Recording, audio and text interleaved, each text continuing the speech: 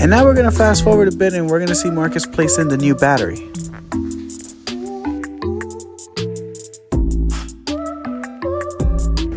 Our tech is carefully putting in everything back in its original place.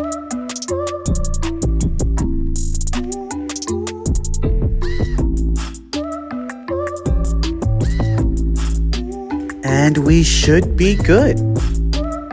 Time to put on the back cover and test this guy out.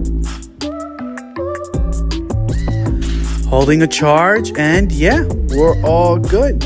I will see you guys in the next one, and this is how you replace a MacBook battery. See ya.